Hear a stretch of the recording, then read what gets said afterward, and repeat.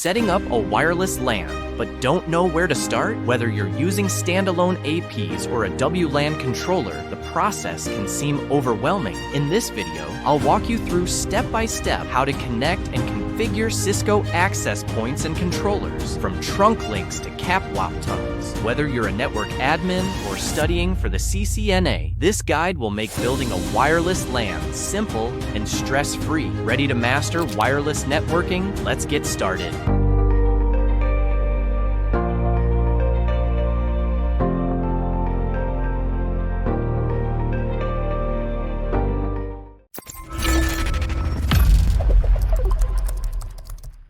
Building a wireless LAN.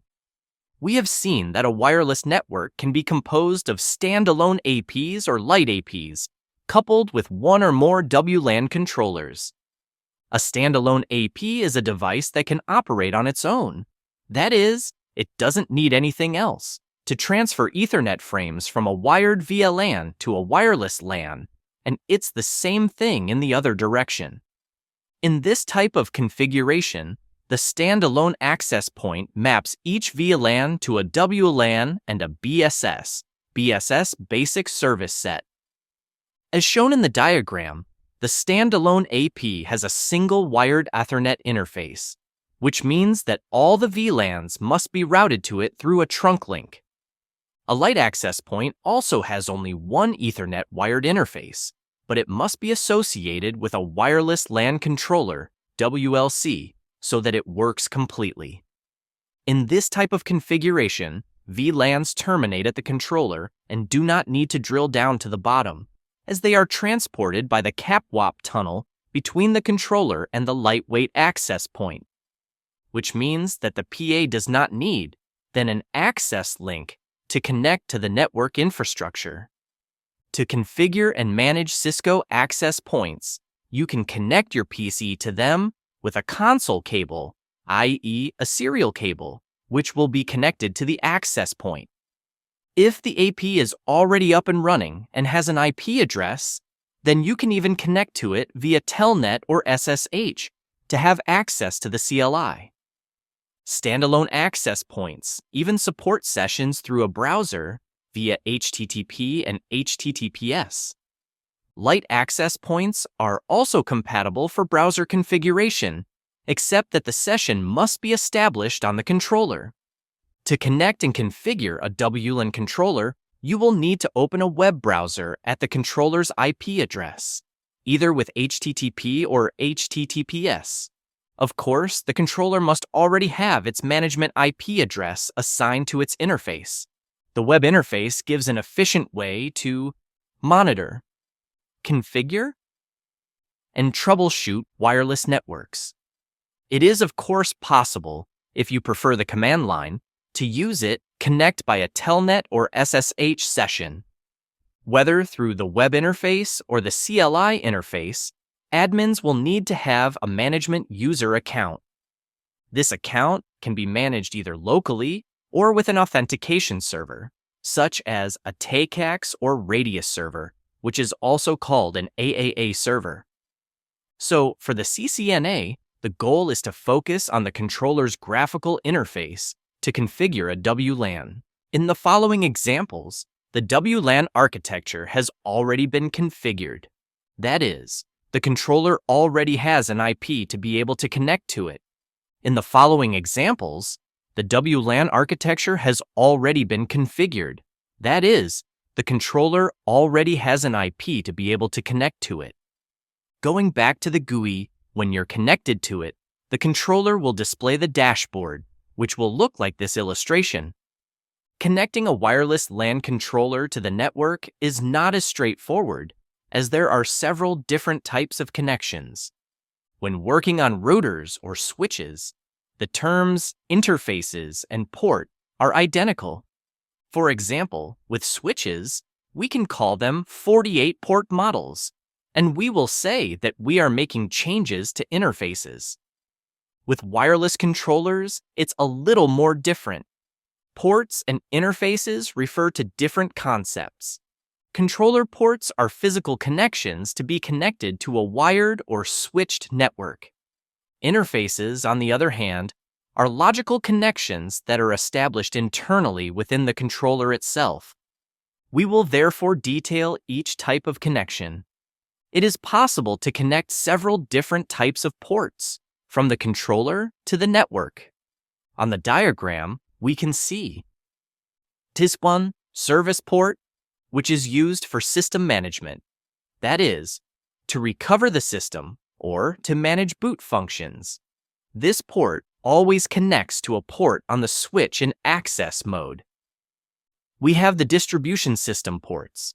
They are used for access point traffic and also for simple management. This type of port typically connects to a port on the switch in trunk mode. The lag symbol represents aggregate links, which are used to group multiple network ports. There is the console port, to connect using a terminal. Configure with the same settings as for the CLI on switches and routers. That is, 9600 baud speed, 8 data bits, and 1 stop bit. And we have one redundancy port, which is useful for connecting another controller to guarantee high availability operation. To return to the service port, they are usually assigned to a management VLAN so that they can be accessed with an SSH connection or using a web browser. This is very useful for maintenance, so each service port can only support one VLAN, and the port on which it will be connected to the switch will have to be declared in access mode. Distribution ports carry most of the data to and from the controller. For example, CAPWAP tunnels pass through the distribution ports. Clients also switch from wireless LANs to VLANs wired on these ports. To get the most out of each port in the distribution system, you can configure them all to work as a logical group, much like an Ether channel or a port channel on a switch.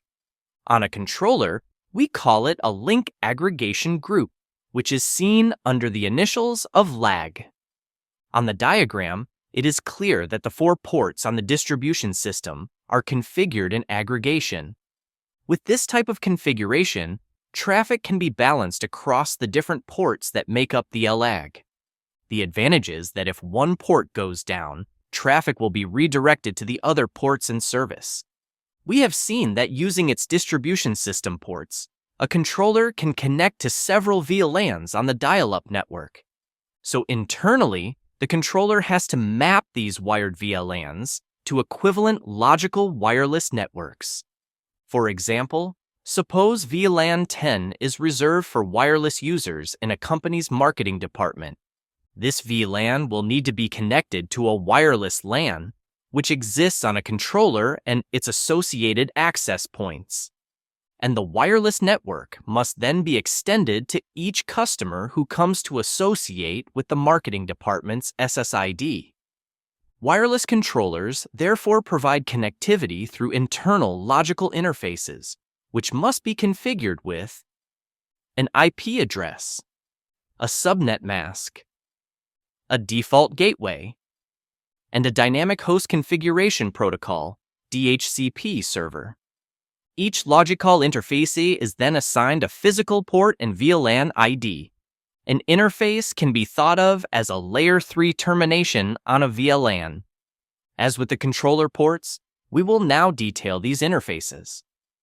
On to the management interface, which is used for basic management traffic, i.e. the 4 radius user authentication, controller-to-controller communication, web and SSH sessions, SNP, NTP, network time protocol, syslog, etc.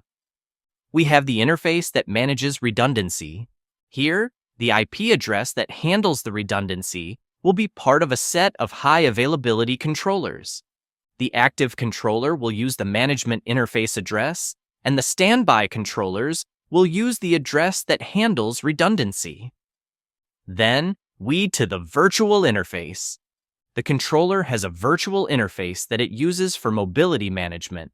This includes DHCP relay, web authentication, VPN termination, and other features. This IP address is used only for communication between the controller and wireless clients. For example, when a wireless client makes a request to obtain an IP address, then the controller will be able to relay that request to a DHCP server, which will be able to provide it with an IP address. The virtual interface address should not be used on the internet or even on the local network. To continue on to the service port interface, this is used to communicate with the service port. And finally, we have the dynamic interface, which is used to connect a VLAN to a WLAN. This allows for logical connections between wireless and wired networks.